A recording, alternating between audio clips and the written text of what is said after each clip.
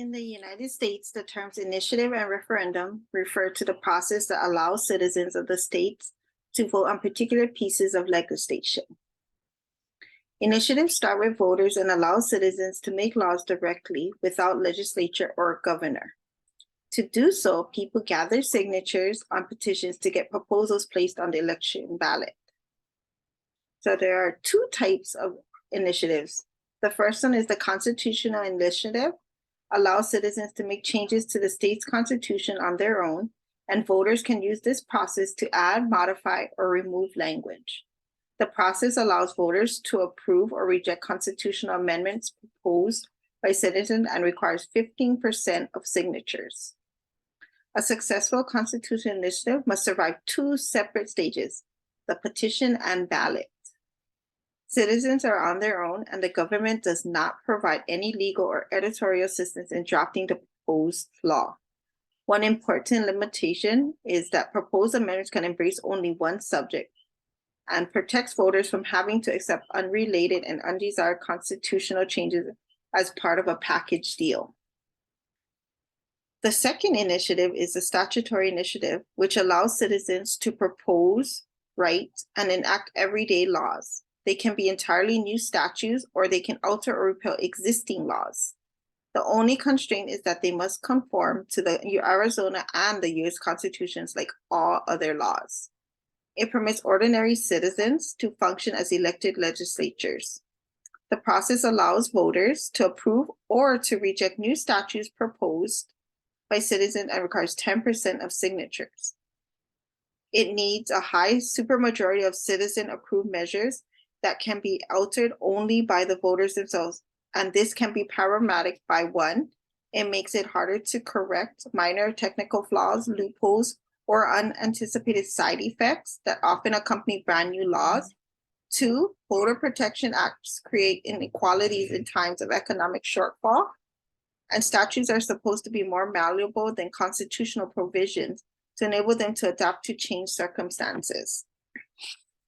On the other hand, referendums are referred from state legislature, and our citizens review or vote on new law or constitutional amendment after the state legislature has passed it. So there are a few of them. There is the constitutional referendum, is the most commonly used method for altering the Arizona Constitution. Like all other constitutional amendments, voter approval is required. In contrast to the initiative process, the legislature is the only one that proposes the change. The House and Senate must independently approve the proposed amendment, but only a simple majority vote is needed.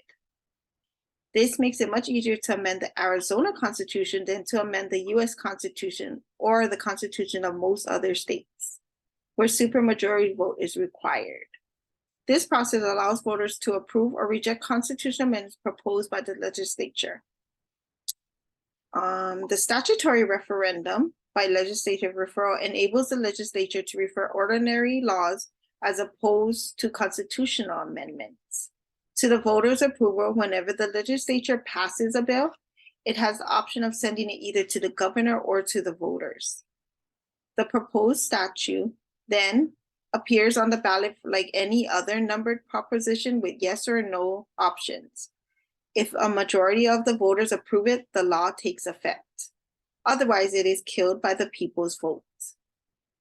In other words, the statutory referendum transfers the governor's veto powers to the voters. This process by legislative allows voters to approve or to reject new statutes proposed by the legislature.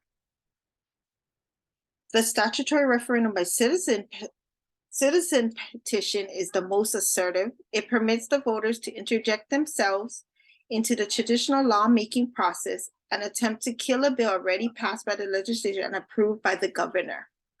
Most Arizona statutes do not take effect immediately, rather than they remain on hold for 90 days after the end of the legislative session to allow citizens the opportunity to launch a statutory referendum.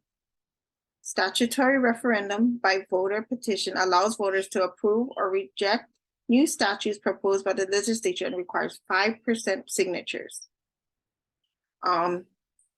So There are some pros and cons to initiative and referendums. So some disadvantages are that the ordinary citizens lack expertise to make sound laws. Although a direct democracy is supposed to be a people's process, it can be co-opted by wealthy special interests. Arizona's ballot processes can be exploited by outsiders seeking to advance a national agenda. Also, some initiatives are too extreme, and citizens' initiatives can likely have more technical flaws and legislative measures because they do not undergo public hearings and committee review.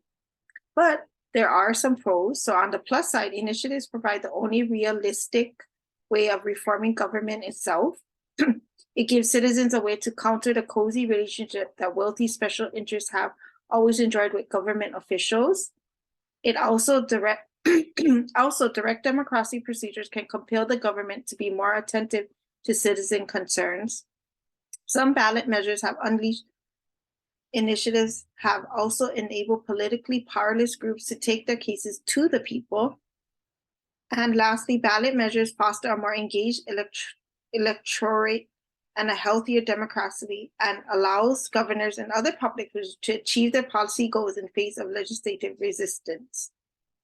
But through these processes, voters can adopt a change in law, disapprove a law passed by the legislature, or move an elected official from office. It's the best protection against bad laws. Thank you.